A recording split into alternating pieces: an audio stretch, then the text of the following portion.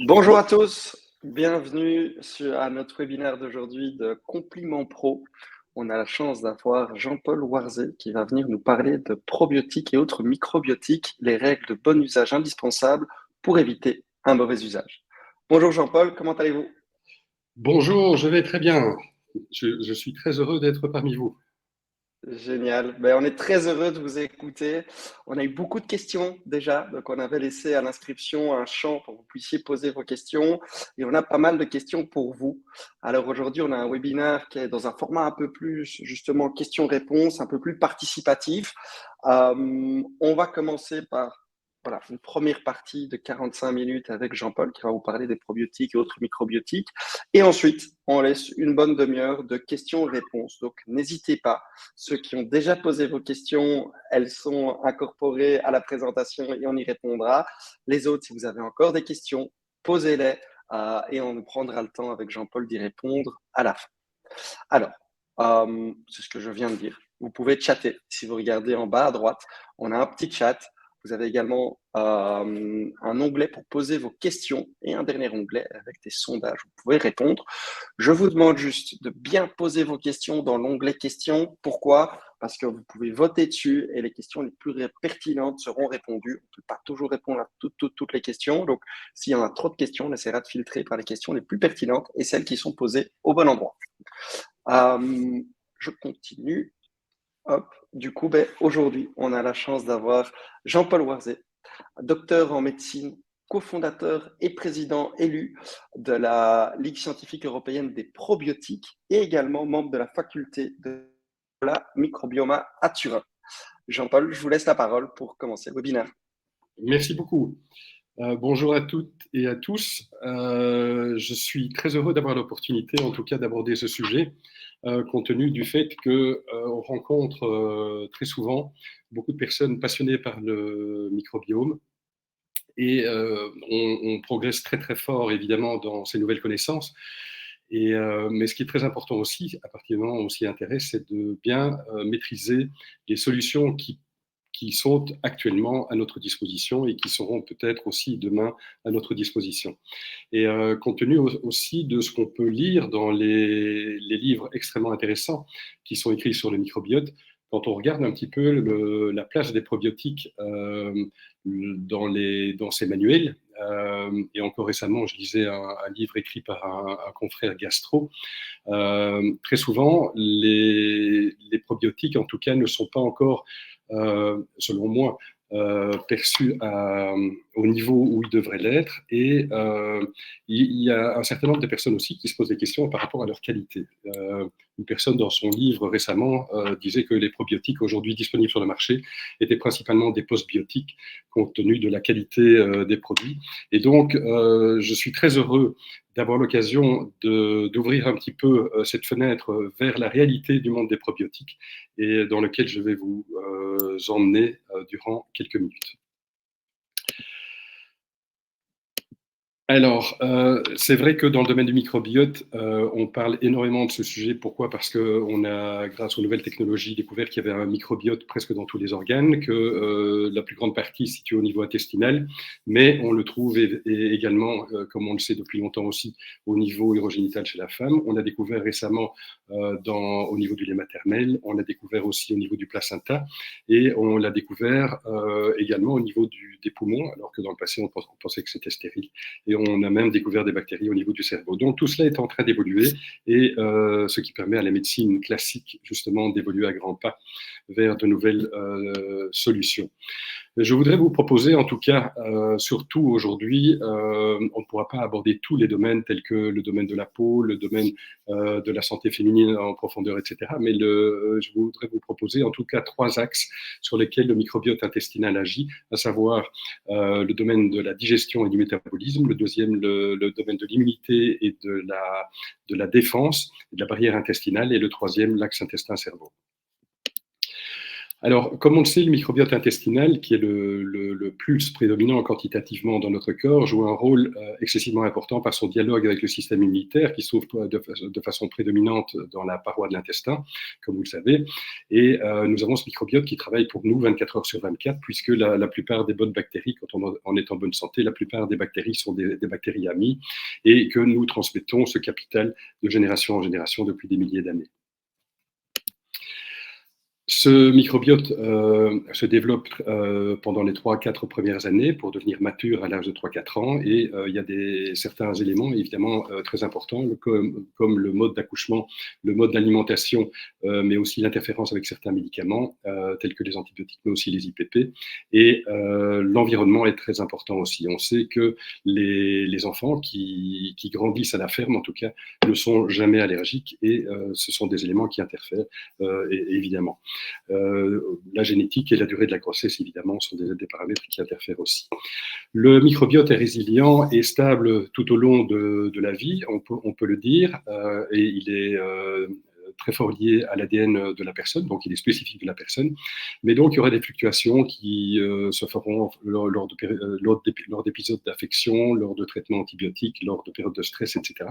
Et on verra que cet équilibre, comme on peut le situer avec cette bille, va fluctuer, mais grâce à la résilience, devrait revenir si le stress ou si l'impact n'est pas trop prolongé ou trop important. La résilience permet justement au microbiote de se rééquilibrer dans le temps. Si ce n'est pas le cas, et si on tire trop sur l'élastique, évidemment, on risque alors à ce moment-là d'avoir un équilibre du microbiote à un niveau différent, avec à ce moment-là un dialogue complètement différent avec l'organisme et une évolution progressive vers la maladie.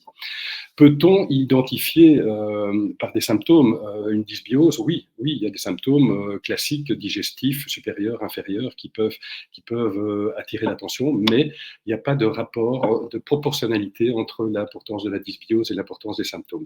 C'est comme ça, et au niveau intestinal et au niveau vaginal.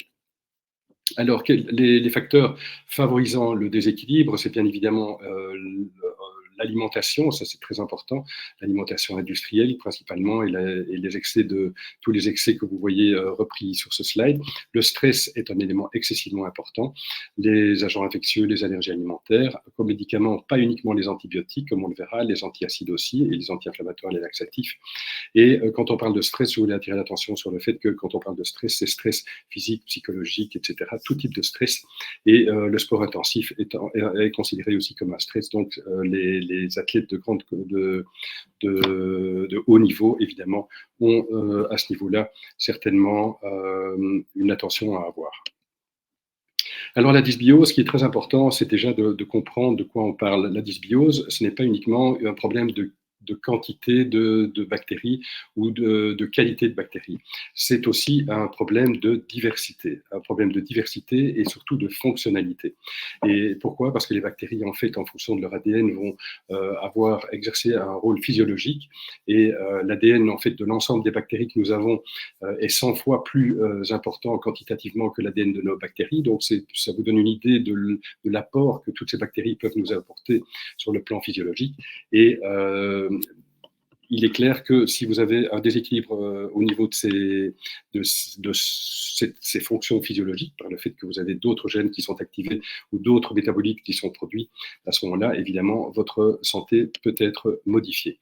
Cette dysbiose peut progressivement conduire par la libération de zonulines à une perméabilité intestinale, avec l'ouverture des jonctions serrées et le passage de substances hautement inflammatoires, et conduire à ce qu'on appelle l'endotoxémie, avec une augmentation de l'inflammation de bas grade, qui entraînera une inflammation locale au niveau intestinal, mais aussi qui va entraîner cette inflammation au niveau des organes à distance. Le premier organe touché pourrait être le foie, mais on peut parler du tissu adipeux, on peut parler aussi du cerveau, puisqu'on sait maintenant que lorsqu'il y a dépression, il y a inflammation du cerveau. Et on a constaté en tout cas que dans la plupart des maladies modernes qui sont liées à ces trois grands axes dont je vous ai parlé, à savoir l'axe digestif métabolique, l'axe immunité et l'axe intestin-cerveau, eh bien, dans toutes ces pathologies que vous avez reprises ici à droite, eh bien, on observe une dysbiose au niveau intestinal. Ça ne veut pas dire pour ça que l'intestin ou le microbiote est responsable de ces pathologies, mais on est en train d'essayer de comprendre toute cette histoire de la poule et de l'œuf entre justement ces pathologies et le rôle du microbiote intestinal.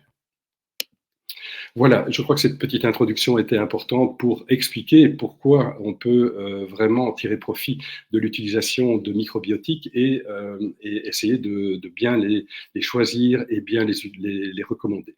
Alors, quand on parle de rééquilibrage de microbiote, il est clair que le but, c'est de restaurer le microbiote de base de notre organisme qui est à la base de notre santé. Donc, il n'y aura pas de colonisation par les probiotiques que nous allons avoir. Les probiotiques sont un microbiote de passage. Et donc, le but, c'est simplement d'amener une petite armée qui va aider la grande armée, notre grande armée qui nous est spécifique, pour justement essayer de maintenir notre santé de façon optimale ou la restaurer. Alors, nous avons donc différents moyens aujourd'hui à notre disposition. On a le probiotique qui peut être considéré dans le domaine horticole aux graines, les prébiotiques qui seront comparables à l'engrais, les symbiotiques étant une association des deux, de probiotiques et de prébiotiques, et on parle de plus en plus dans certaines indications majeures de transfert de microbiote qui consiste complètement à remplacer le gazon. Alors, je commence d'abord par les prébiotiques parce qu'en fait, ce sont des éléments qui sont à la base de la santé et qui doivent essentiellement, normalement, venir de notre alimentation. Et il faut savoir aussi que cette définition a évolué ces dernières années. Au départ, on ne parlait que de fibres solubles non digestibles, donc qui arrivaient directement au niveau du côlon et qui étaient prises en charge par les bonnes bactéries pour libérer un certain nombre de métabolites importantes comme le butyrate, etc., comme on va le voir. Mais on a découvert récemment que les prébiotiques, que les oméga 3 et les polyphénols avaient également un effet prébiotique. Alors, les prébiotiques vont non seulement favoriser un microbiote riche en bifidobactéries, limiter la présence de pathogènes, renforcer la barrière intestinale, ce qui est très important, mais aussi favoriser l'absorption de minéraux et surtout aussi contribuer à la production d'acides gras à chaîne courte. Et on verra tout à l'heure toute la richesse de sources de santé que représente le butyrate, qui est aujourd'hui l'acide gras à chaîne courte le mieux connu. Alors, donc justement, ce butyrate aux différents niveaux de la santé, que ce soit au niveau du transit, va agir pour favoriser une qualité de muqueuse optimale et une qualité de mucus optimale qui permettra justement aux selles de glisser et aux matières de glisser, donc qui limitera les problèmes de constipation. Il y aura également un renforcement de la barrière intestinale au niveau des jonctions serrées. C'est un intermédiaire de communication entre le microbiote et le système immunitaire, très important dès la naissance pour l'éducation du système immunitaire, pour le développement des tolérances, des différentes tolérances. Et nous avons également cette importance dans la communication avec le cerveau. Donc le butyrate est un élément qui permet aussi la communication directe avec le cerveau. On n'oubliera pas aussi que le butyrate a un effet anti-inflammatoire, épigénétique, et que d'une certaine façon, il permet de prévenir le cancer du côlon par l'apoptose qu'il provoque au niveau des cellules qui sont mal formées. Parlons donc des prébiotiques. Les prébiotiques, comme je vous le disais, sont normalement fournis principalement par l'alimentation. Si la personne n'arrive pas à se fournir suffisamment en prébiotiques, et c'est un peu normal parce que dans notre alimentation moderne en Europe de l'Ouest, il semble que nous manquons de 10 grammes de fibres solubles et insolubles dans notre alimentation par jour. Donc, une complémentation peut être utile et en général, en supplément nutritionnel, nous avons principalement l'inuline historiquement, mais plus récemment les FOS et les GOS, ainsi que d'autres prébiotiques qui peuvent être utilisés. Et récemment, nous avons maintenant à disposition aussi des prébiotiques d'origine du lait maternel, qui sont utilisés non seulement dans les laits pour nourrissons, mais également comme supplément nutritionnel pour l'adulte ou pour le patient âgé.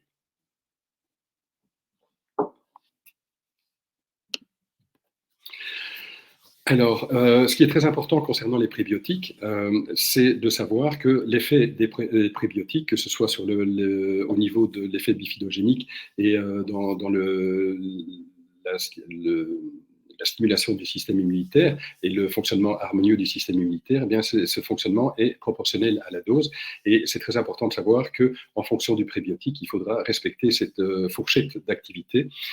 Pour les FOS, par exemple, les fructooligosaccharides, qui sont très souvent utilisés chez l'adulte, eh bien, cette fourchette se situe entre 2 et 10 grammes. Donc, si vous voyez un produit qui annonce 50 mg de FOS, eh bien, sur l'emballage et qui dit que c'est un symbiotique, qu'il y a des prébiotiques dedans, 50 mg, c'est complètement insuffisant. Donc 2 à 10 grammes, c'est la fourchette d'efficacité. Au-dessus de 10 grammes, vous risquez d'augmenter les effets secondaires et pas l'efficacité.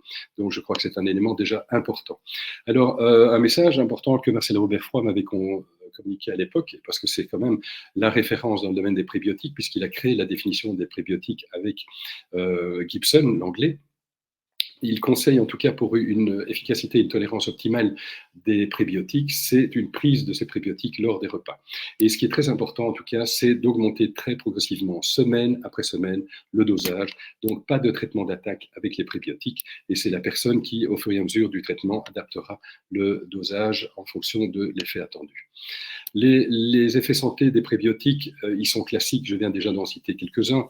Ils vont rééquilibrer le microbiote, ils vont stimuler le système immunitaire, mais quelque chose d'extrêmement intéressant, c'est aussi l'aspect métabolique, puisqu'ils ont en tout cas une allégation médicale reconnue dans le contrôle du poids, et c'est un élément extrêmement intéressant. Et un autre élément récent aussi, c'est la reconnaissance de leur effet psychobiotique, et on en parlera plus tard. Alors, quand on parle de prébiotiques, évidemment, ce sont des éléments qui sont fondamentaux. C'est comme une voiture, s'il n'y a pas d'essence, elle n'avance pas. Eh bien, le microbiote, s'il n'y a pas de prébiotiques et s'il n'y a pas d'éléments pour fournir justement ce butyrate qui est indispensable à notre santé, eh bien, ce microbiote aussi se développera moins bien et sera en moins bonne santé. Et donc, mais dans certaines situations, vous avez des personnes, style personnes avec côlon irritable, qui peuvent avoir des sensibilités particulières. Et donc, à ce moment-là, chez ces personnes, il faudra essayer de limiter sans les supprimer complètement, les FODMAP. En tout cas, si on les supprime complètement, ça ne sera que pour une période très courte. Et il faudra essayer de les limiter. Et je vous recommande ce site internet qui a été développé par l'Université catholique de Leuven, côté néerlandophone, et qui est disponible sur WhatsApp. Sur votre application Internet. Je crois que ça coûte quelques euros. Normalement, c'est accessible à l'étranger et qui vous permet justement d'avoir accès à énormément de conseils ou de proposer cet accès à vos patients et qui donne énormément de conseils pour justement ces personnes qui ont une sensibilité temporaire. Parlons maintenant des symbiotiques. Les symbiotiques, en fait, c'est donc une association de pré et de probiotiques très important. Les symbiotiques, vous devez avoir une documentation scientifique qui prouve que le prébiotique et le probiotique que vous associez fonctionnent ensemble. Parce que parfois, vous pouvez avoir une bactérie qui est anti-inflammatoire quand elle est seule, et en présence de certaines autres bactéries ou de certains prébiotiques, eh bien, peuvent devenir pro-inflammatoires. Donc, vous devez avoir une documentation scientifique si vous avez une association. Et on parle de symbiotique avec N avant le B lorsqu'il y a une synergie. S'il n'y a pas de synergie d'effet, alors on peut mettre un M tout simplement. Et vous voyez, en fait, cet impact lorsqu'on donne dans un milieu nutritionnel classique, vous voyez le développement normal de bifidobactéries et vous voyez le développement exponentiel, puisque l'échelle est logarithmique ici, de ces bifidobactéries lorsque vous associez justement un prébiotique qui lui convient bien.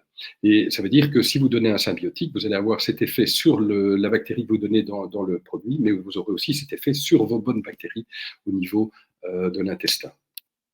Alors, le probiotique maintenant.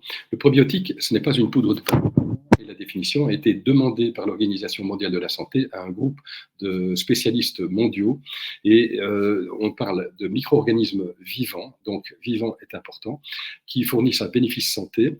Elles doivent être fournies en quantité adéquate, et là, c'est la documentation scientifique qui l'établira. Et l'organisme hôte, en général, c'est l'humain, mais il faut savoir que les animaux d'élevage en reçoivent également beaucoup.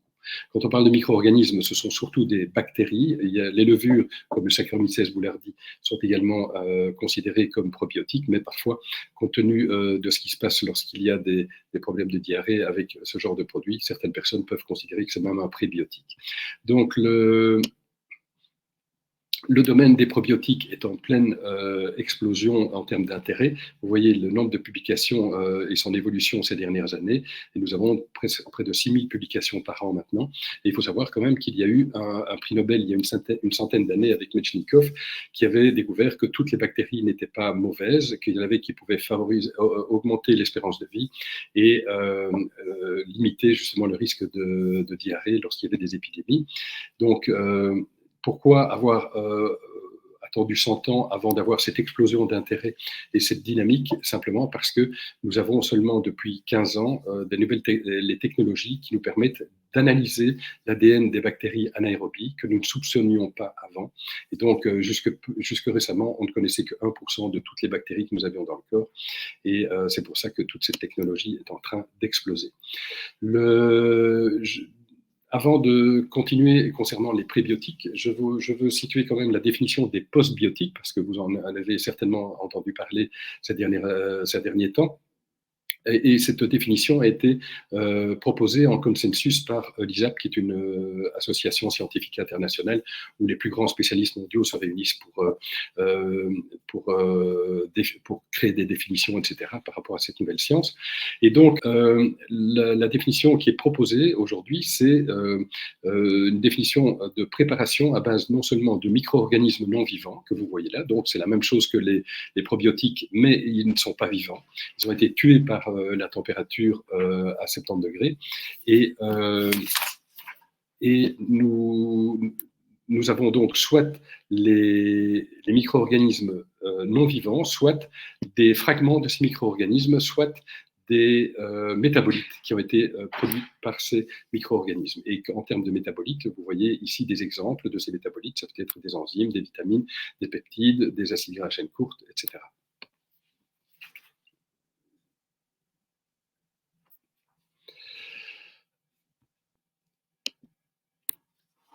Alors,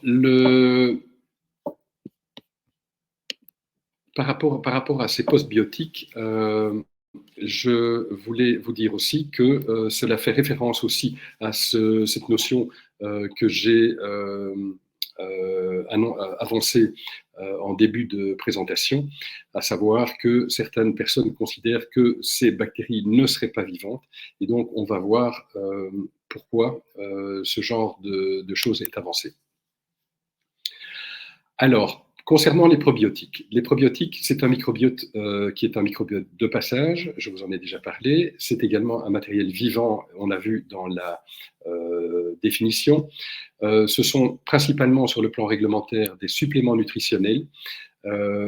Nous avons certains produits tels que l'ultralevure ou le Saccharomyces boulardii dans certains pays en Europe qui sont comme médicaments, mais c'est simplement lié au fait qu'il y a 30-40 ans, quand c'est arrivé sur le marché, le concept de probiotique n'existait pas. Et il faut savoir que concernant les probiotiques, l'effet est souche spécifique. Pourquoi? Parce que les bactéries ont un ADN qui est à la base de leur fonctionnalité, et donc l'efficacité de chaque souche sera liée à son ADN. Et c'est un élément excessivement important dans le domaine des probiotiques. Enfin, récemment, l'Association internationale de probiotiques a établi, sur base de la définition des probiotiques, quatre critères qui sont indispensables pour qu'un produit soit reconnu comme probiotique. Enfin, je voudrais dire qu'aucun probiotique n'est efficace chez 100% des personnes. Donc, ce qui est important, lorsque le traitement envisagé va durer plusieurs semaines ou plusieurs mois, c'est d'évaluer l'efficacité du produit soit après une semaine, soit après un mois. En tout cas, du fait qu'aucun probiotique n'est efficace chez 100% des personnes. Les probiotiques principalement utilisés en Europe sont les lactobacilles et les bifidobactéries, donc les deux grandes familles.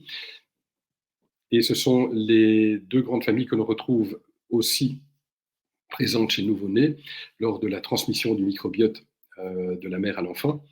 Et ce sont les deux grandes familles, en tout cas, qui sont les plus étudiées aujourd'hui.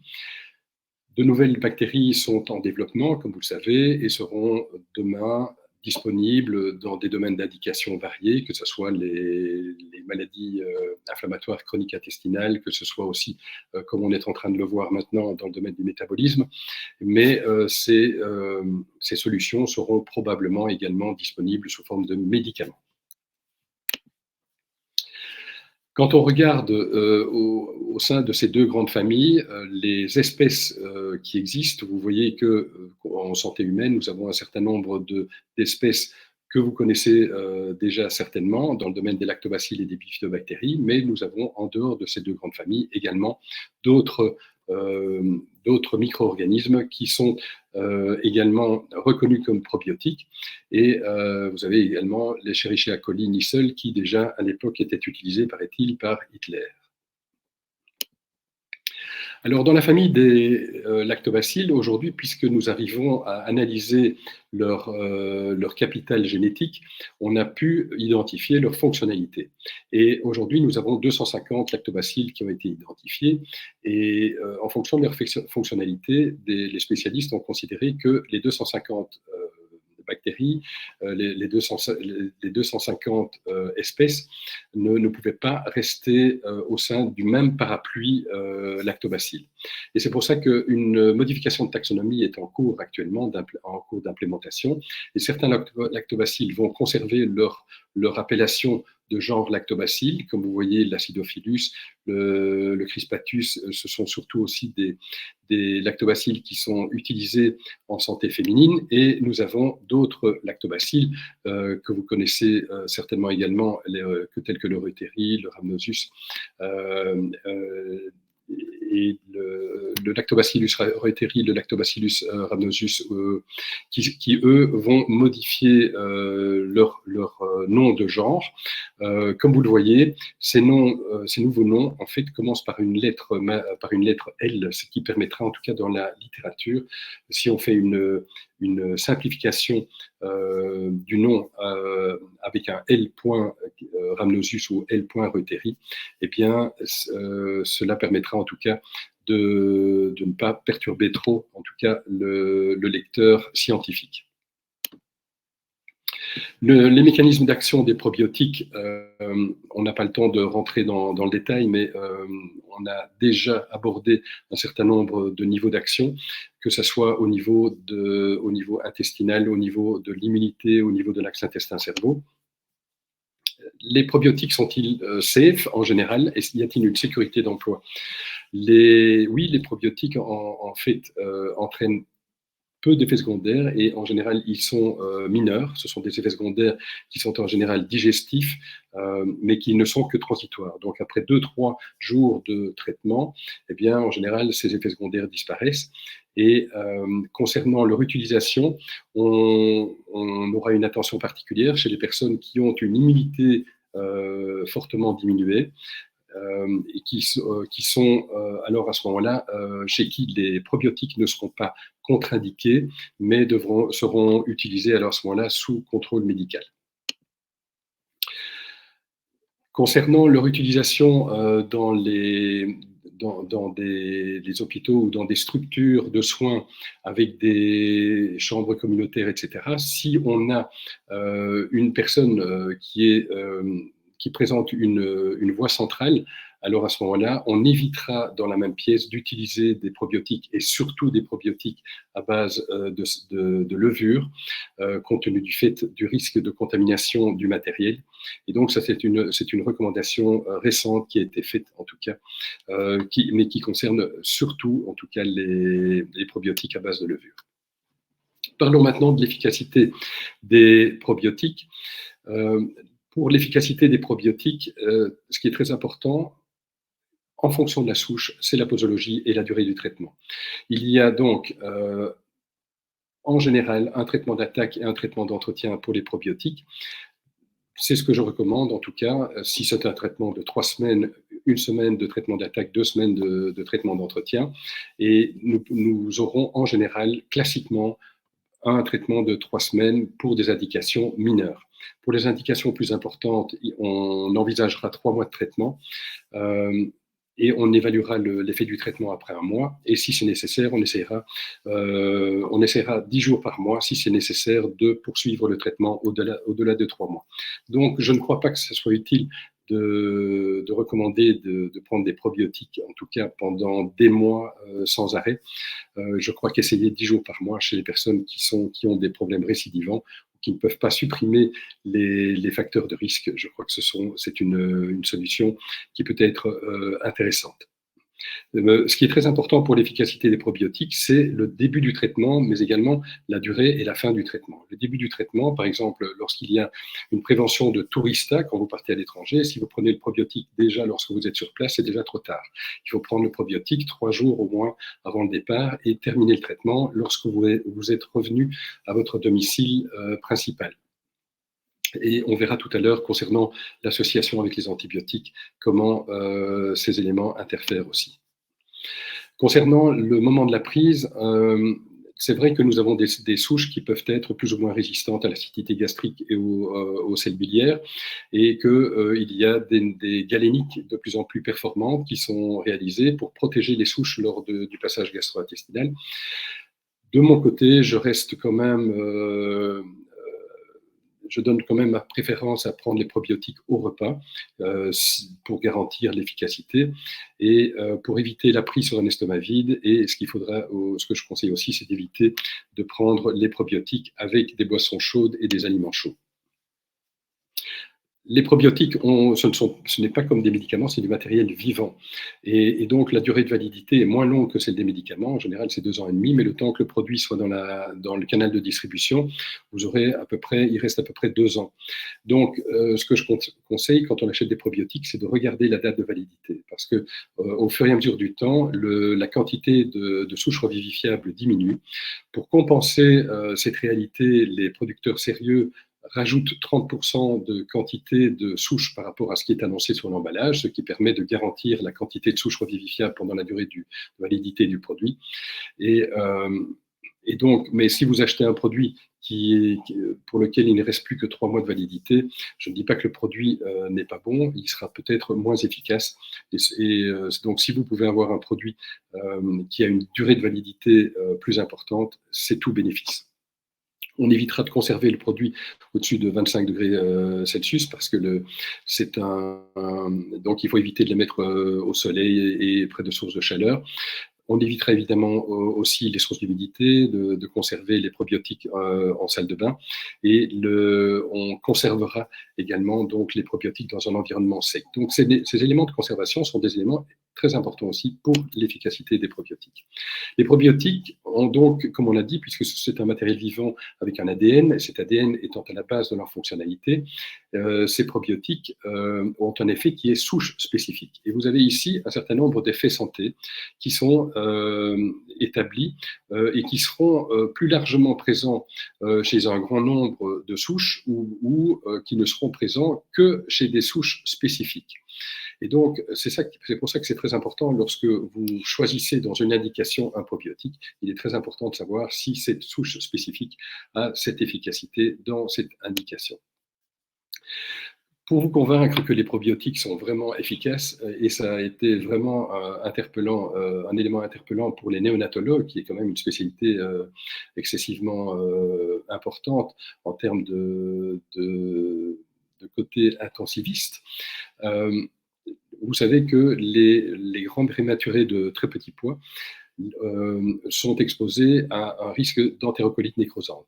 Cette entérocolite nécrosante expose à beaucoup de problèmes de mortalité et de morbidité. Eh bien, on a pu démontrer qu'en administrant des cocktails de probiotiques rapidement après la naissance, pendant seulement 1 semaine, on parle de cocktails de 6 à 8 souches, eh bien, on a pu réduire le risque d'entérocolite nécrosante de 74%, 74%, et de mortalité de plus de 50%. Ce sont des éléments qui ont été démontrés dans 6 études différentes avec des cocktails de souches différents et qui ont vraiment marqué, en tout cas, le domaine médical par rapport à la réalité d'efficacité des probiotiques. Concernant le choix d'un probiotique, quand on vous propose un produit, ce qui est très important, c'est de regarder si vous avez les 3 niveaux d'appellation, à savoir le genre, l'espèce et la souche. Et donc, lorsque vous avez ces 3 niveaux, en tout cas, vous pouvez faire référence à la documentation scientifique. Si vous n'avez que les 2 premiers, alors vous ne pouvez pas dire de quelle souche on parle. Et donc, on peut même dire qu'elles sont de père et mère inconnus. Donc, le produit ne sera pas mauvais, mais vous n'avez pas de garantie d'efficacité. Donc, vous ne savez pas si l'argent que vous investissez pour l'achat du probiotique sera justifié ou pas. L'efficacité est cruciale et c'est pour ça que la documentation scientifique est indispensable. La documentation scientifique, non seulement dans l'indication choisie, mais aussi en fonction du groupe cible.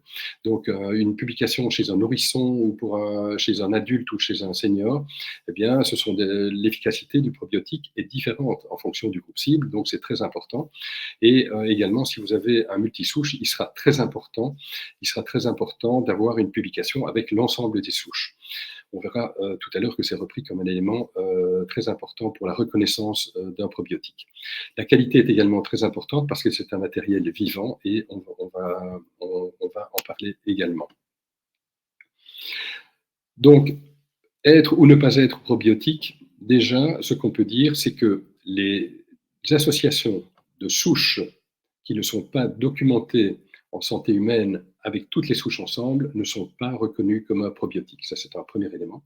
Deuxièmement, les aliments fermentés, même s'ils sont excellents pour la santé, et il faut encourager leur consommation, eh bien, les aliments fermentés, du fait que les bactéries ne sont pas caractérisées, ne rentrent pas dans la définition de probiotique. Je vous ai parlé de l'existence de critères qui avaient été définis par l'Association internationale de probiotiques pour qu'un produit soit reconnu par probiotique. Et c'est un élément récent et très important pour valoriser en tout cas les produits de qualité. Et ces critères sont tirés de la définition des probiotiques. Ces 4 critères sont les suivants. Les souches doivent être caractérisées. Deuxièmement, il faut une sécurité d'emploi. Mais ça, cette sécurité, en général, elle est garantie parce que les souches sont tirées de listes positives QPS ou GRAS selon l'Europe ou les États-Unis. Donc, sur ce plan-là, normalement, il n'y a pas trop de problème, en tout cas pour les bifidobactéries. Il faut minimum une étude positive en santé humaine avec un effet bénéfique reconnu de l'espèce ou des espèces de souches. Et il faut également que le nombre de souches revivifiables reste adéquat pendant toute la durée de validité du produit. Donc ces 4 critères sont considérés comme indispensables pour qu'un produit soit reconnu comme probiotique, sinon ce n'est pas un probiotique. Je vous ai dit que les probiotiques étaient du matériel vivant, donc ils doivent non seulement résister au stress du phénomène de production, au stress de la distribution, résister au passage au niveau gastrique et au niveau intestinal, parce que l'acidité gastrique et les sels biliaires sont des éléments extrêmement agressifs, où vous pouvez voir qu'une quantité très importante de bactéries de souche donc, peuvent être détruites avant d'être revivifiées au niveau intestinal pour libérer, pour fournir, je dirais, les bénéfices santé. Et par rapport justement à cette qualité de produit, regardons un peu ce qu'il en est par rapport à la perception de cette qualité. Et, au début des années 2000, eh bien, nous avons eu une enquête réalisée par l'Université de Gand, à laquelle Bruno Pott, cofondateur de la Ligue scientifique européenne des probiotiques, a participé. Ils ont pris 50 produits dans des différents pays d'Europe qui venaient de pharmacies ou du canal de distribution. Et voilà le résultat de ces analyses. Vous avez 15 de ces dans 15 produits, on a retrouvé des souches qui ne devaient pas s'y trouver. Dans 9 produits, il n'y avait aucune souche qu'on pouvait isoler. Et dans 35 produits, seulement une partie des souches annoncées ont été retrouvées. Donc à cette époque-là, ça a été un choc en tout cas pour les professionnels de la santé.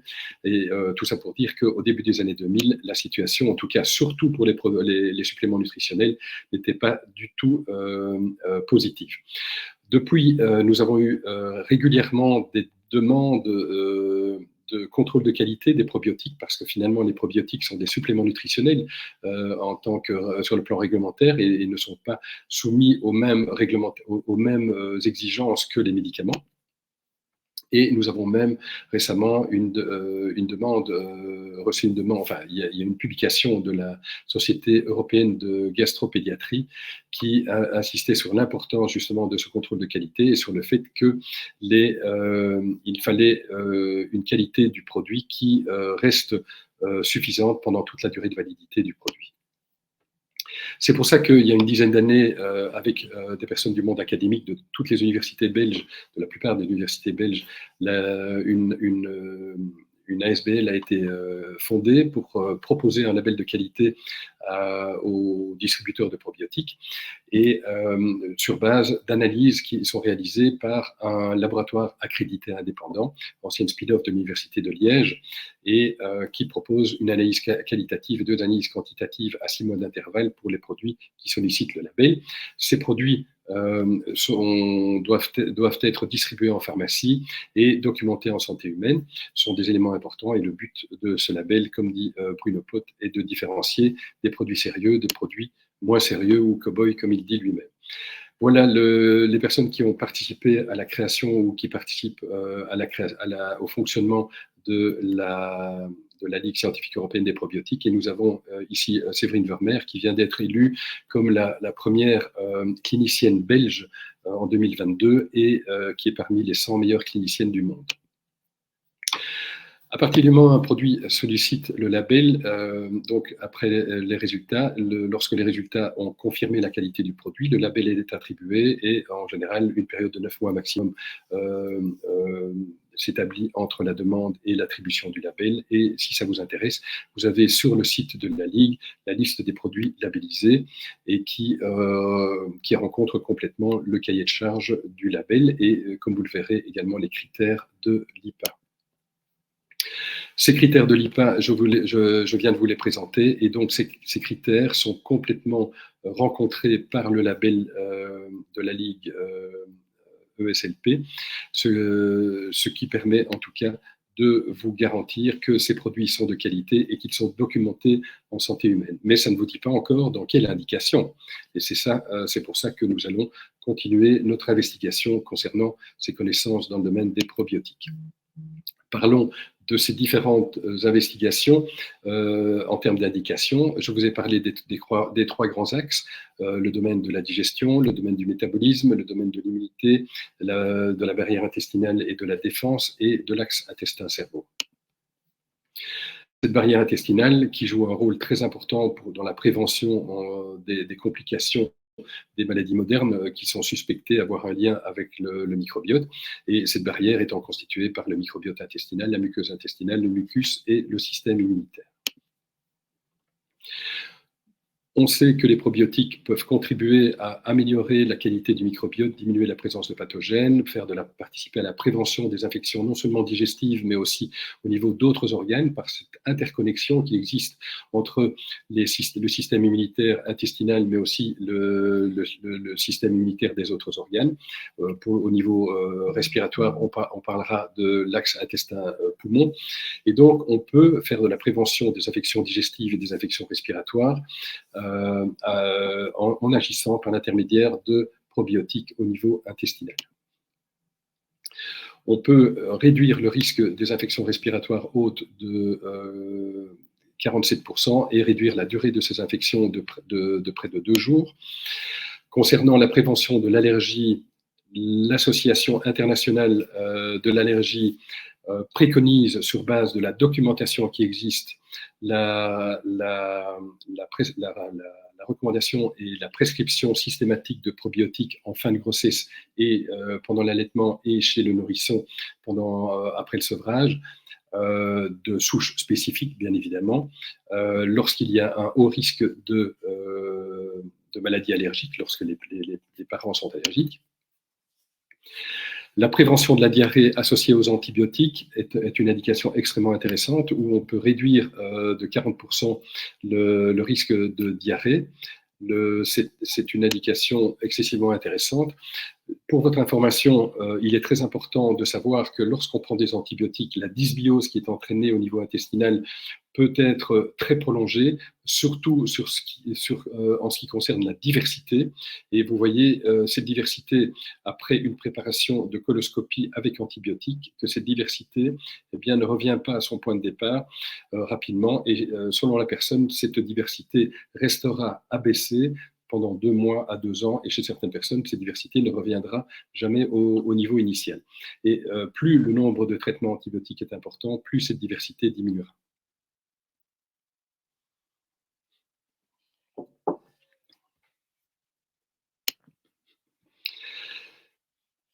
La problématique des antibiotiques suite au développement des multirésistances est un élément important, et le développement du Clostridium difficile est une réalité.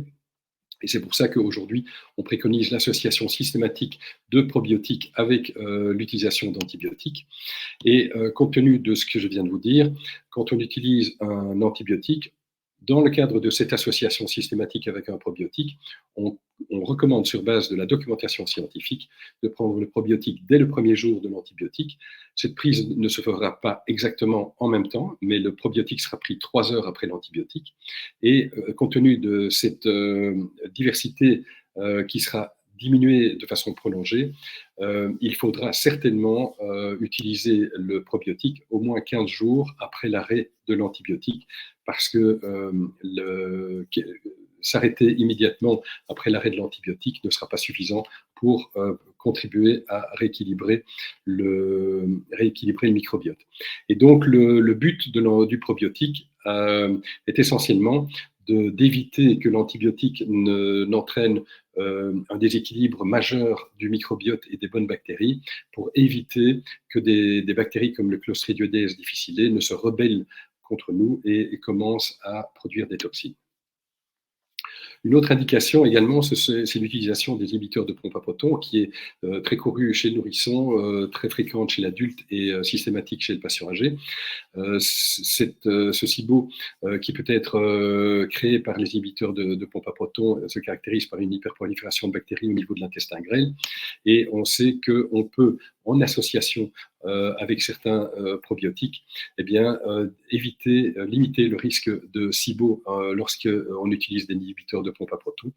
Je rappelle que les inhibiteurs de pompe à protons, normalement, leur utilisation, c'est 4 à 8 semaines, mais certaines personnes, malheureusement, l'utilisent de façon prolongée, et cela expose évidemment à des complications plus importantes.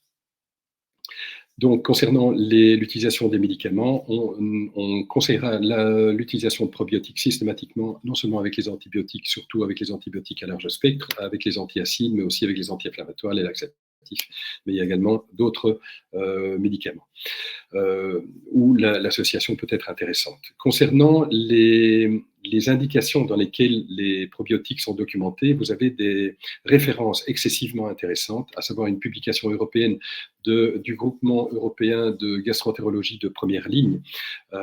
C'est une publication qui reprend dans les différents domaines de gastro les indications et aussi les souches de probiotiques qui ont été documentées. Ça, c'est au niveau européen. Mais vous avez également au niveau mondial l'Association mondiale de gastroentérologie qui régulièrement remet à jour son document, qui est disponible sur le site internet de l'Association mondiale de gastroentérologie. Si vous tapez sur Google WGO, World Gastroenterology WGO, oui, eh bien, vous trouverez ce folder probiotique-prébiotique dans 7 langues différentes. Le folder en français date de 2017, mais on vient d'avoir en anglais maintenant, et on aura les traductions dans les mois à venir. La revision en 2023 vient de sortir, mais elle n'existe qu'en anglais actuellement. Alors, ça vous intéresse certainement de savoir comment les probiotiques sont perçus par les consommateurs. En tout cas, il y a une étude qui a été faite par l'IPA, donc l'Association internationale de probiotiques, dans 8 pays différents, 4 pays qui peuvent utiliser le mot probiotique et 4 pays qui ne peuvent pas le faire, parce que la réglementation européenne aujourd'hui ne l'autorise pas, mais certains pays ont pris des initiatives de leur côté. Et donc, on constate en tout cas que le concept de probiotique est assez populaire. En Belgique, par exemple, une personne sur 2 connaît le concept et nous avons près de 60% parmi ces gens qui connaissent le concept qui les utilisent. Nous avons, en termes d'utilisation entre les hommes et les femmes, une situation plutôt équilibrée avec en général un léger avantage pour les femmes par rapport aux hommes, sauf en Italie, entre autres, et au Danemark. Et concernant l'âge, vous voyez que en termes d'âge, en tout cas, nous avons ici en Belgique le créneau 45-54 qui prend un petit peu de la tête, et nous avons également ainsi que le créneau 25-34. Et nous avons en Italie, il faut savoir que les trois grands marchés de probiotiques en Europe sont l'Espagne, d'abord l'Italie, la France et l'Espagne, et que l'Italie est le plus grand consommateur, en tout cas, de probiotiques par tête d'habitant, la Belgique étant en 4e position. Concernant la perception en termes d'indication, on voit une différence entre ceux qui connaissent les probiotiques mais qui ne les utilisent pas, et eux font référence aux indications classiques allergie et digestive, et vous voyez qu'ici en Belgique, c'est surtout l'immunité, mais également au niveau digestif, la perception également au niveau digestif, et les personnes qui les utilisent, par contre, ont une vision beaucoup plus santé générale, bien-être, etc., avec probablement déjà cette vision d'impact sur la barrière intestinale et la prévention des maladies modernes. Les nouvelles indications, il y en a de plus en plus qui sortent évidemment du contexte simplement digestif et immunitaire, du fait que tous les organes commencent à être concernés par le microbiote et l'intérêt du microbiote et des probiotiques. Alors il y a le côlon irritable, il y a l'axe intestin-cerveau, les problèmes de dépression, d'autisme, etc. Et les problèmes métaboliques. Nous allons, en tout cas concernant quelques-unes de ces indications supplémentaires, prendre un petit exemple pratique qui concerne 4 souches qui ont l'avantage d'être une association de lactobacilles et de bifidobactéries, qui est une association qui dispose de plus d'une dizaine d'études de grande qualité, qui sont des études double aveugle, randomisées versus placebo et contrôlées, et qui concernent également les 3 domaines, les 3 grands domaines d'indication que j'ai cités au début. On va prendre tout d'abord le domaine du côlon irritable. Donc c'est une étude ici qui a été réalisée chez 52 personnes versus placebo avec 25 milliards de CFU concernant cette association de Lactobacillus acidophilus et de bifidobifidum et bifidolactis. Et on constate en tout cas que chez ces personnes qui avaient des problèmes de côlon irritable, eh bien, il y a une amélioration non seulement des symptômes globaux concernant le côlon irritable, mais également il y a une amélioration des différents symptômes qui caractérisent ce côlon irritable. Le côlon irritable, en fait, c'est un tableau qui est différent chez chaque personne et qui peut concerner différents symptômes, que ce soit au niveau du transit, que ce soit au niveau du ballonnement, au niveau des douleurs, etc. Et donc, c'est une situation où les probiotiques peuvent certainement être apportés un plus. Nous avons également une étude qui a été réalisée dans la prévention des infections respiratoires. Ici, on est chez les enfants âgés de 3 à 6 ans. Une étude versus placebo qui comprenait 57 enfants et chez qui on a pu montrer une amélioration au niveau concernant la toux et la présence du rhume, non seulement une amélioration de tous les symptômes, non seulement en termes de durée, mais en termes d'incidence, et également par rapport à l'utilisation des médicaments et l'utilisation d'antibiotiques, une diminution par rapport au placebo et une diminution de l'absentéisme scolaire. Et une 3e étude a été faite au niveau de l'axe intestin-cerveau par rapport à l'anxiété, l'humeur et l'apprentissage. Et on a pu montrer en tout cas que cette étude qui a été réalisée versus placebo chez 50 volontaires sains qui avaient une moyenne d'âge de 23 ans, eh bien on a pu réduire par rapport au placebo l'anxiété et améliorer en tout cas la continuité d'attention et la faculté d'apprentissage. Outre ces 3 domaines d'indication, cette association de souches a présenté également des études, comme je le disais, de qualité, donc double aveugle, randomisé versus placebo et contrôlé. non seulement dans le domaine de la prévention de la diarrhée aux antibiotiques, la prévention de la diarrhée à Clostridium difficile. Ce qui est très intéressant aussi, c'est une étude qui a pu montrer un impact sur l'endotoxémie, et donc un impact au niveau de la barrière, un renforcement de la barrière intestinale et une diminution des cytokines pro-inflammatoires. Donc, en tout cas, c'est extrêmement intéressant d'avoir à disposition des produits qui disposent non seulement d'études de qualité, mais aussi qui donnent la possibilité d'avoir de la documentation dans des domaines de santé digestive, de l'immunité ou de l'axe intestin-cerveau. Voilà, merci beaucoup. Je suis à votre disposition pour répondre aux différentes questions.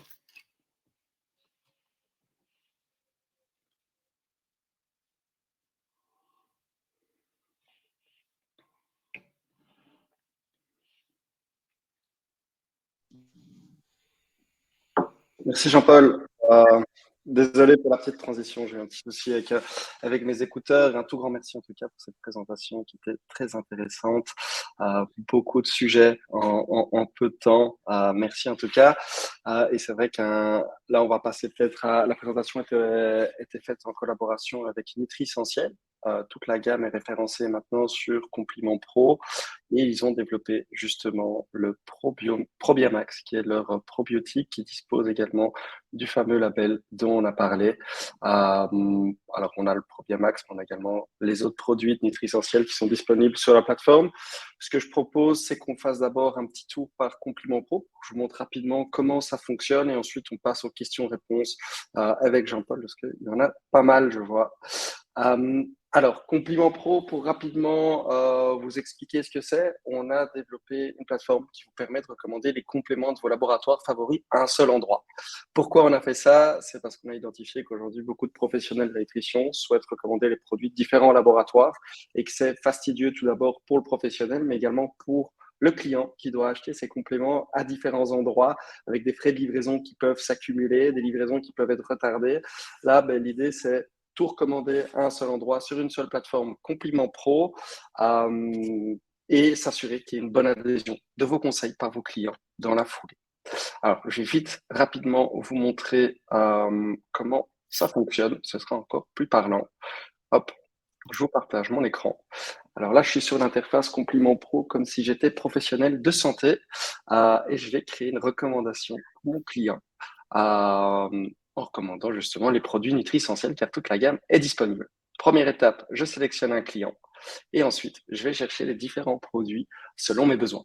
Donc, si je prends par exemple ici Nutri-Essentiel, toute la gamme est disponible depuis un petit mois sur la plateforme, je vais pouvoir voir les différents produits. Et si par exemple, je veux rajouter le fameux Probiamax dont je viens de parler, je vais pouvoir voir toutes les informations concernant ce Probiamax, un descriptif complet, le tableau des nutriments où vous verrez les différentes souches dont Jean-Paul vient de parler, la posologie, les contre-indications et les fiches fournisseurs. Je rajoute tout simplement le produit à la recommandation de mon client. Et puis, je peux rajouter d'autres produits. Je pense qu'ici, dans le cadre de la présentation, l'Immuperm peut être un très bon produit qu'on pourrait rajouter dans le cadre d'une dysbiose, mais également tous les autres produits de la gamme Nutri-Essentiel qui sont disponibles. Je sélectionne les différents produits. Une fois qu'ils sont sélectionnés, je peux redonner mes instructions de prise précises, combien de gélules par jour, pendant combien de temps. Je clique sur Envoyer et ma recommandation va s'envoyer par mail et par SMS à mon client qui n'a plus qu'à acheter. Il va recevoir un lien unique sur lequel il pourra acheter ses compléments. Et pour moi, ce qui sera intéressant, c'est que je pourrai voir exactement qu'est-ce qui a été acheté par mon client. Est-ce qu'il a acheté les bons produits ou non? Voilà comment ça fonctionne. Donc, très, très simple. Je vais passer à la présentation maintenant. Hop. L'inscription est totalement gratuite, donc vous pouvez aller sur compliment-pro.com. Il suffit que vous soyez diplômé ou installé et on pourra valider votre inscription. Et l'idée, c'est vraiment de vous permettre d'accéder à un large choix de compléments et de laboratoires. On a une vingtaine de labos qui sont disponibles, d'écrire une recommandation simple et personnalisée et de s'assurer de la bonne adhésion par vos clients. Voilà les derniers labos qui sont rentrés, dont Nutrissentiel, qu'on est très, très, très content d'avoir sur la plateforme. Vous allez retrouver du Metagenics, du CopMed, BeLife, toute une série de labos et on espère tous vos labos favoris à un seul endroit. Je viens de le dire, l'inscription est gratuite. On vous envoie le lien dans le chat directement et vous pouvez également profiter de la plateforme pour visionner tous les replays et avoir accès aux slides des présentations. J'ai vu que certains se plaignaient du fait que ça allait un petit peu vite durant la présentation. Eh bien, pas de souci. Si vous voulez revoir la présentation et la mettre en slow-mo, vous pouvez le faire, ce sera faisable. Comme je l'ai dit, il y avait une contrainte de temps. On devait essayer de réussir à boucler le sujet sur 45 minutes et ça a été très, très bien fait. Donc, vous aurez le replay si vous voulez souhaiter aller dans les détails ou accéder aux slides de Jean-Paul. Alors, nos prochains rendez-vous ensemble, la semaine prochaine, tout d'abord, on a un webinaire sur la détox et le drainage avec BeLife. Et la semaine d'après, avec Nutrienco, qui est un laboratoire français qu'on vient d'intégrer sur l'alimentation anti-inflammatoire. On aura la chance d'avoir Edouard Fornas, qui est le cofondateur de Nutrienco. Voilà pour la petite minute compliment pro. Je vous encourage à vous inscrire sur notre plateforme. On vous présentera les différents produits et on pourra même vous présenter les produits nutritionnels plus en détail s'ils vous intéressent. Et tout de suite, on va repasser sans doute à la partie qui vous intéresse, c'est les questions. Vous en avez posé beaucoup. Du coup, Jean-Paul, je propose de les prendre une par une et de commencer par les premières. La première question, même si je pense que tu y as bien répondu, on peut vite repasser dessus. Quand prendre les prébiotiques et les probiotiques, j'imagine à quel moment les prendre? Alors, concernant les prébiotiques, ce qui est recommandé par Marcel Robert Froid, donc, c'est de les prendre au repas. Donc, si on prend un petit déjeuner au petit déjeuner, parce que ça permettra aussi éventuellement de favoriser le transit, et soit donc au repas du matin, soit au repas du midi. Concernant les probiotiques, je sais qu'un certain nombre de sociétés préconisent la prise soit le soir, soit en dehors des repas, etc. Moi, personnellement, je sais qu'il y a aussi des galéniques qui ont évolué, des micro-encapsulations. Je crois qu'il faut certainement envisager de suivre les conseils de la société quand on achète un produit. Moi, personnellement, si on me pose la question, je pense que c'est tout bénéfice de les prendre éventuellement au repas pour éventuellement ne pas les prendre sur un estomac vide, parce que sur un estomac vide, j'ai pu constater, en tout cas sur des modèles artificiels de tubes digestifs, que les lactobacilles, en tout cas, étaient décimés et les bifidobactéries qui résistent un peu mieux, eux, sont franchement abîmés très fort aussi après par les sels biliaires. Donc, ça, c'est un avis personnel sur base d'une expérience avec un modèle artificiel de tube digestif, mais je respecte la prise de position des sociétés en fonction de la connaissance de leurs produits. Très clair, merci. Alors, on a Sarah qui demande quid des postbiotiques. C'est vrai qu'on a parlé beaucoup des pré, des pro, des symbiotiques. Quid des postbiotiques? Alors, les postbiotiques, en fait, c'est une solution qu'on trouve qui est considérée comme étant excessivement intéressante pour l'industrie, je dirais, parce que ça donne l'avantage de ne pas travailler avec du vivant. Parce que travailler avec du vivant impose davantage de contraintes. Et donc, si on arrive à démontrer qu'on obtient un effet équivalent, si pas supérieur, avec une bactérie morte que si la bactérie est vivante, pourquoi ne pas utiliser la bactérie morte parce que ça simplifie les choses. Alors, pourquoi au départ on utilise des probiotiques? Parce que puisque nous avons soit 100 000 milliards, soit 30 000 milliards, selon les sources de bactéries en nous, on parle quand même d'une quantité gigantesque de bactéries, et s'il faut rééquilibrer, autant agir avec une petite armée qui soit suffisante. Et quand on donne des bactéries revivifiables, ça veut dire que quand on considère que chaque bactérie, toutes les 20 minutes, se renouvelle et se multiplie, vous avez un développement exponentiel à partir d'un produit que vous prenez, vous allez avoir un développement exponentiel très rapidement. Donc, je dirais que cette notion de matériel vivant reste un élément très important en termes d'efficacité. par rapport au contenu de la définition des postbiotiques quand on parle de micro-organismes non vivants. Par contre, dans la définition de postbiotiques, on a aussi cette notion de fragments de bactéries ou de métabolites. Et là, c'est un élément excessivement intéressant aussi, parce qu'on y retrouve les acides gras à chaîne courte, tels que le butyrate, on y retrouve les vitamines, on y retrouve les enzymes, etc. Donc, je dirais que le concept des postbiotiques est un concept qui est en plein développement, qui est lié à l'évolution des technologies et à l'évolution de la science, et c'est tout bénéfice, et il est en train de se rajouter à côté du concept des probiotiques. Merci. Maxime qui nous dit qu'il voit plus de 150 patients par semaine et que plusieurs d'entre eux présentent des difficultés à se rendre au sel à la suite d'un rééquilibrage alimentaire.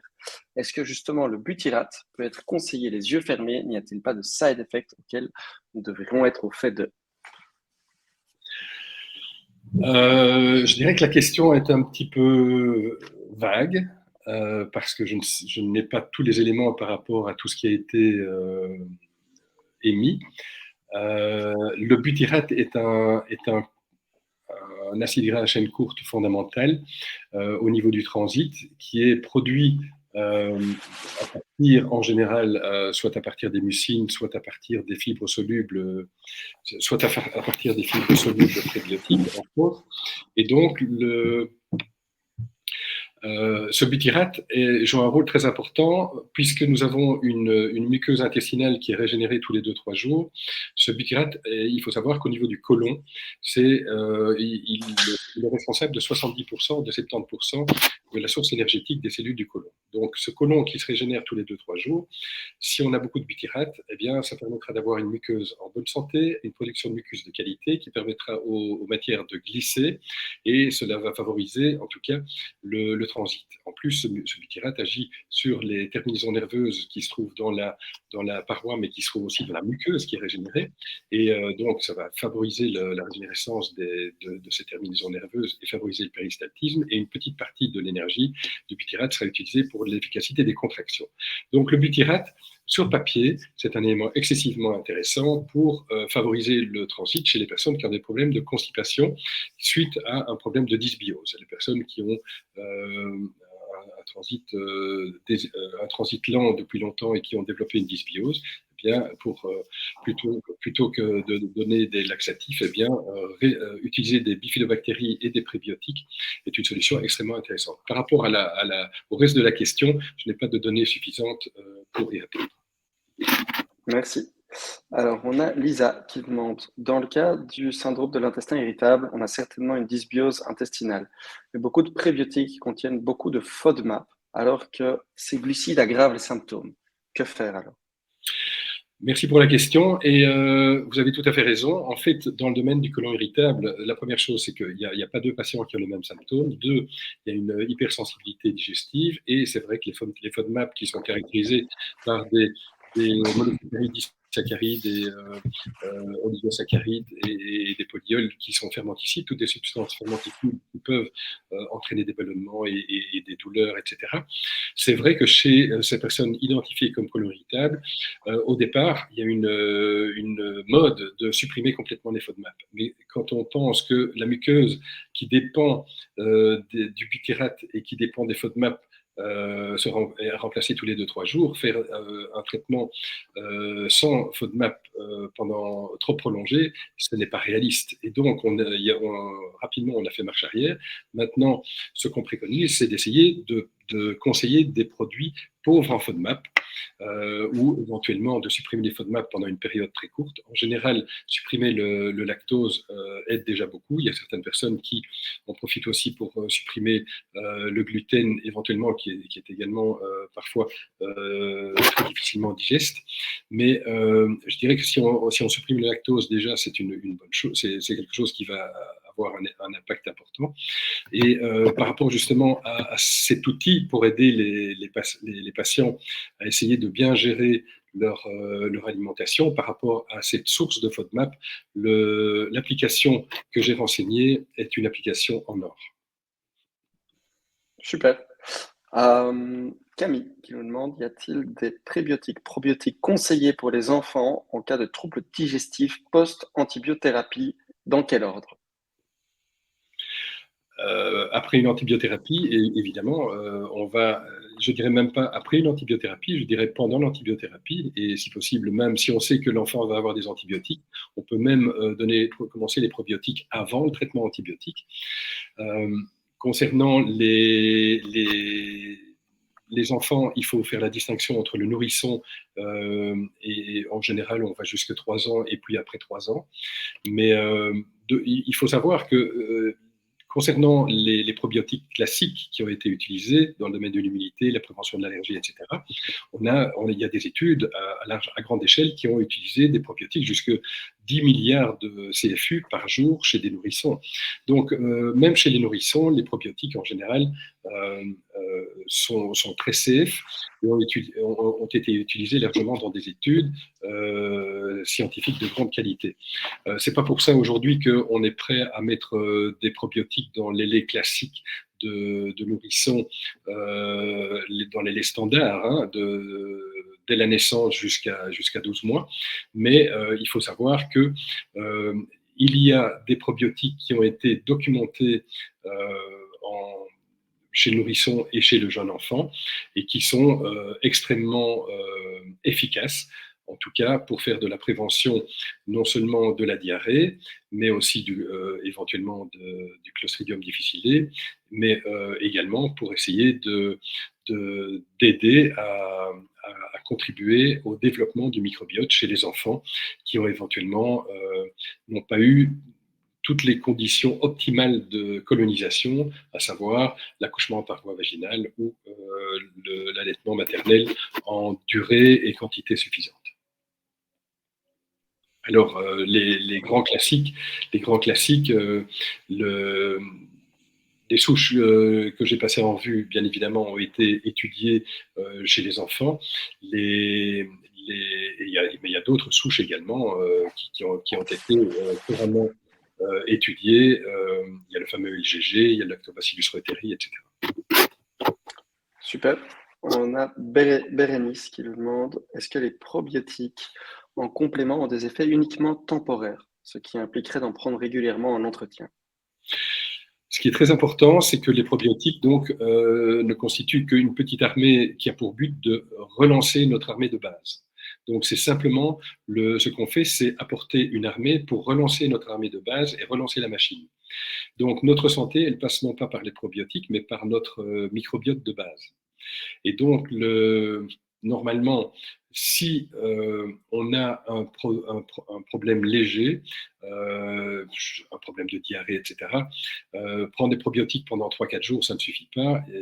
C'est pour ça que je considère qu'un minimum de 3 semaines est le minimum. Et on passe ensuite à 3 mois si nécessaire. Et donc, on n'utilisera jamais des probiotiques de façon permanente, sauf éventuellement les personnes qui ont des problèmes de rectocolitis hémorragique ou de maladie de Crohn, qui ont des problèmes assez importants. Je ne dis pas qu'ils les utilisent tout le temps, mais en tout cas, on sait que ces personnes trouvent une certaine qualité de vie en utilisant des probiotiques. En dehors des problèmes majeurs ou en dehors de conditions qui le nécessitent absolument, normalement, un traitement probiotique est un traitement temporaire, de courte durée ou de moyenne durée. Et si c'est prolongé, à ce moment-là, on essaiera 10 jours par mois si nécessaire. Mais donc, le but n'est pas du tout de prendre des probiotiques pendant 12 mois d'affilée. Ok. Une question à laquelle je pense que tu as déjà répondu, mais on peut faire vite un petit rappel à Charlotte qui demande comment choisir si prise de prébiotiques, probiotiques ou symbiotiques. Je dirais qu'aujourd'hui, prébiotiques, probiotiques, symbiotiques ont des avantages complémentaires. Les symbiotiques, si on regarde un petit peu l'introduction des nouveaux produits, on la cote, hein, on le vend en poupe. Pourquoi? Parce que finalement, la santé passe entre autres par le pré et le probiotique. Ça veut dire que si vous voulez faire du butyrate, si vous n'avez que la bactérie, vous ne pouvez pas faire du butyrate. Si vous n'avez que les prébiotiques, vous ne pouvez pas faire de butyrate non plus. Vous avez besoin donc de la bactérie et de la source de butyrate. Donc, je dirais qu'en général, les deux sont nécessaires. Si une personne a une alimentation qui lui fournit les bonnes fibres, qu'elles soient solubles mais aussi insolubles, à ce moment-là, on peut envisager uniquement les probiotiques. Si vous avez une personne qui manque de fibres et qui ne trouve pas dans son alimentation des prébiotiques, alors à ce moment-là, vous allez rajouter des prébiotiques. Donc, je crois que c'est en fonction de la personne. Les deux sont tout à fait intéressants, mais l'un n'est pas l'autre. Si vous avez les prébiotiques ont pour but d'entretenir aussi un microbiote qui est équilibré, et ces prébiotiques, on va les trouver dans l'alimentation. On pourra rajouter des prébiotiques à certains probiotiques spécifiques qu'on aura choisis pour essayer de booster leur efficacité et accélérer l'effet. Mais donc, en tout cas, si on se trouve face à un tableau de dysbiose majeure, il faudra d'abord réensemencer et apporter une bonne armée pour aider l'armée de base et compléter ensuite avec les prébiotiques. Et concernant les prébiotiques, très important, y aller palier par palier, semaine après semaine, et ne pas attaquer, jamais de traitement d'attaque avec les prébiotiques. Ok. Justement, pour les probiotiques, Félix qui demande, que pensez-vous des probiotiques qui ne sont pas conservés au frais par les officines? Leur efficacité est-elle moindre? Alors, la conservation en officine, dans un frigo, pourrait être perçue comme un élément marketing. Donc, sur base en tout cas des analyses de qualité qui ont été faites par le laboratoire accrédité indépendant avec lequel la Ligue travaille, eh bien, on peut confirmer qu'un produit de qualité, eh bien, conserve sa qualité au fil du temps, même s'il n'est pas conservé au frigo. Alors, si une société le conserve au frigo, bon, à ce moment-là, il faut partir du principe que dès le moment de la production, eh bien, il faut une filière du froid depuis la production jusque chez le pharmacien. Donc, ce serait intéressant d'aller voir si, quand le fournisseur apporte les probiotiques, les produits arrivent en camion réfrigéré. À ce moment-là, éventuellement, on peut y croire. Si ce n'est pas le cas, alors à ce moment-là, on peut se poser des questions. Ok.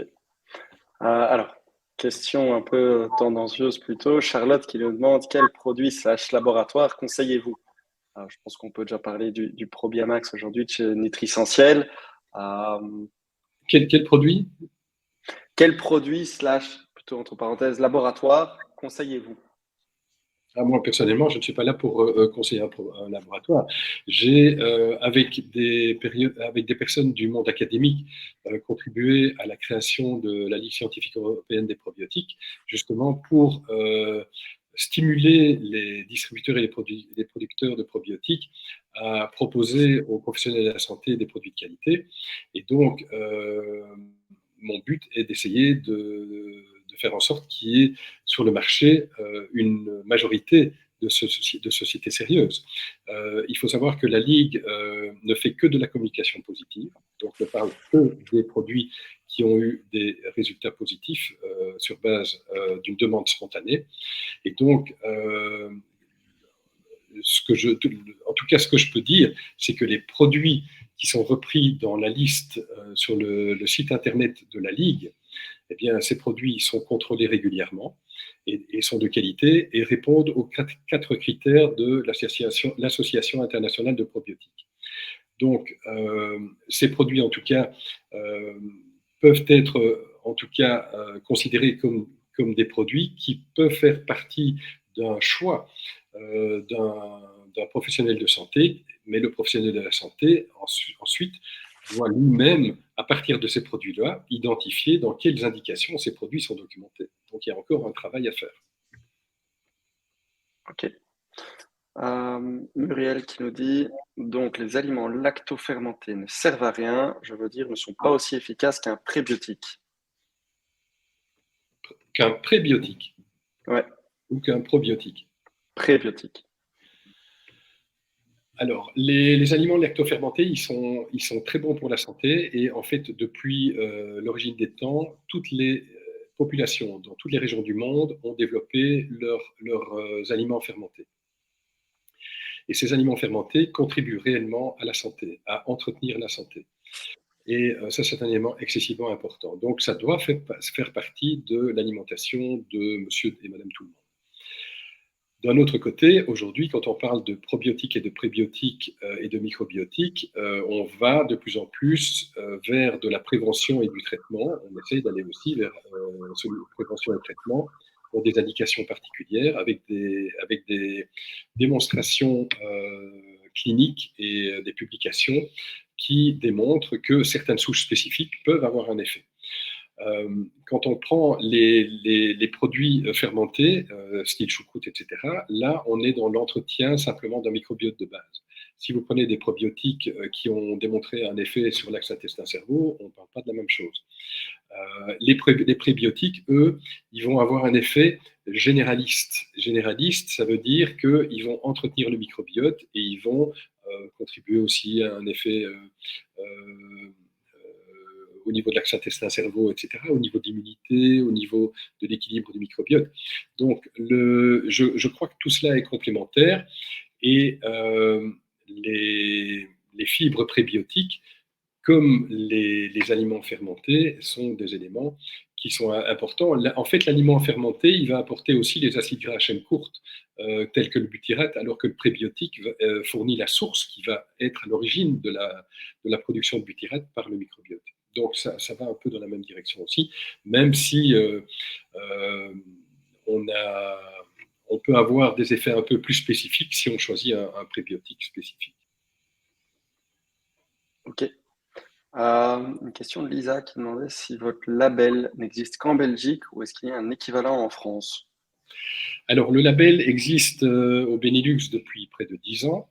Je reviens d'Espagne où le label a été présenté et devrait démarrer dans les mois à venir. Le label est présent en Italie, il est présent aux États-Unis aussi. En tout cas, ici en Belgique, on a des produits qui sont présents dans d'autres marchés qui sont labellisés sur le marché belge, mais certains lots sont présents dans d'autres pays, peut-être en France. Donc, il est possible que le label soit présent déjà en France, mais officiellement, il n'a pas été présenté et introduit officiellement aux sociétés en France, même si la Ligue est en contact avec énormément d'opinion leaders en France. Ok. Sophie qui demande où peut-on vérifier les indications documentées pour chaque souche afin de pouvoir conseiller le probiotique adéquat? Mais donc, j'ai donné deux références. La publication de ce groupe de gastro de première ligne européen, qui reprend les publications aussi de la formule avec les 4 souches que j'ai présentées. Et il y a, ça c'était pour la version européenne, et nous avons également l'Organisation mondiale de gastroentérologie qui, elle, rayonne plus large. Et la dernière version 2023, qui a été réalisée, qui est disponible depuis quelques semaines seulement, a passé en revue 800 publications qui venaient des différentes régions du monde. Et donc là, l'avantage, c'est qu'on a une documentation assez large, mais parfois avec des souches qui ne sont pas nécessairement, ou des associations qui ne sont pas nécessairement exactement les mêmes qu'en Europe. Mais on peut y trouver aussi des associations ou des souches qu'on trouve en Europe. Ok. Quelles sont les souches probiotiques à privilégier en cas de traitement par IPP? Alors, concernant les traitements par IPP, les études qui existent, il y a des études qui ont été réalisées, entre autres, avec un lactobacille, qui est le Lactobacillus reuteri. Donc, moi, j'aurais plutôt tendance à dire des lactobacilles plutôt que des bifidobactéries. Le reuteri a démontré une efficacité. Je sais que le LGG est efficace contre l'Helicobacter pylori. Et en fait, il faut choisir des bactéries qui ont une certaine résistance au niveau de l'acidité gastrique et plutôt des lactobacilles. Le lactobacille reuteri a fait une étude chez l'enfant qui recevait des IPP chez des enfants jusqu'à l'âge de 18 ans. Mais il y a certainement d'autres probiotiques. Et je sais aussi que l'association que j'ai présentée, en tout cas, a une bonne résistance au niveau de l'acidité gastrique et présente des lactobacilles. Donc, on n'a pas encore beaucoup de recul par rapport à cela, mais il y a des publications. Okay. Je vais prendre une dernière question, celle qui est la plus votée jusqu'ici. L'azithromycine est souvent donnée chroniquement par les pneumologues. Quel effet sur le microbiome, et quel probiotique à donner? Et je crois que les antibiotiques, il faut les prendre d'abord à la base comme antibiotiques, et puis en fonction du spectre, et en fonction aussi de la durée d'utilisation et de la fréquence d'utilisation, parce que vous avez des personnes qui en prennent de façon très régulière. Et donc, je crois que dans ces conditions-là, il faut prendre systématiquement, si on sait qu'on va prendre l'antibiotique, à mon avis, ça vaut la peine même de commencer le traitement probiotique avant la prise de l'antibiotique. Si on se voit prescrire un antibiotique, on commence en même temps que le traitement antibiotique, mais on décale l'utilisation de 3 heures, enfin la prise de 3 heures. Et surtout, on essaie de prolonger de 15 jours après l'arrêt de l'antibiotique. Si on a une diarrhée 2 mois après une prise d'antibiotique, eh bien, cette diarrhée est probablement liée à la dysbiose entraînée par l'antibiotique. Mais comme ça s'est passé il y a 2 mois, on oublie qu'on avait pris un antibiotique. Donc, je crois que l'antibiotique, quel que soit l'antibiotique, ça vaut la peine surtout si c'est un antibiotique à large spectre, ça vaut la peine de l'associer avec des probiotiques et prendre des probiotiques efficaces, à dose efficace, comme je l'ai dit. Donc, choisir la bonne association, choisir le bon dosage, la bonne durée, le bon moment, et sont tous des éléments qui seraient très importants. Super. Un tout grand merci, Jean-Paul. Il y a encore beaucoup de questions, mais malheureusement, on n'aura pas le temps d'y répondre maintenant. Est-ce qu'on peut te poser les questions quelque part, ou bien est-ce qu'on va devoir faire un nouveau webinaire pour y répondre et reprendre le temps? Moi, personnellement, je crois que échanger sur le plan pratique, c'est un élément extrêmement intéressant. Tu peux toujours me les envoyer. Je peux regarder un petit peu ce que ça représente, d'y répondre éventuellement rapidement, mais ça peut certainement être utile. Parce qu'une question posée par quelqu'un peut être utile pour beaucoup d'autres personnes. Le domaine du microbiote et des probiotiques étant un domaine où la plupart des personnes ont des perceptions, des expériences différentes et qui peuvent être intéressantes à partager. Ok, super. Eh ben, du coup, pour tous ceux et celles qui ont encore des questions, n'hésitez pas à nous les poser sur le chat ou à nous les envoyer directement par email à l'adresse info@compliment.me. On les transférera à Jean-Paul s'il a le temps et que c'est faisable, on y répondra. Sinon, on essaiera même peut-être de prévoir une deuxième séance parce qu'on voit que le sujet plaît beaucoup. Je voulais vraiment vous remercier. Je voulais également remercier Nutrissentiel, sans qui ce webinaire n'aurait pas été possible. Tous leurs produits, je le répète, sont disponibles sur la plateforme et sont labellisés. Qu'est-ce que je voulais dire encore? C'est vrai que je vois des questions sur la plateforme Compliment Pro. Attention, c'est pas une app qui est disponible sur l'App Store. C'est uniquement disponible sur le site compliment-pro.com. Inscrivez-vous. On vous appellera dans la foulée pour vous présenter la plateforme. Vous y retrouverez des produits de différents labos et notamment Nutrissentiel. Jean-Paul, encore un tout grand merci. C'était très clair et à bientôt. Merci à vous et merci à Nutrissentiel de l'invitation. Au revoir. Au revoir.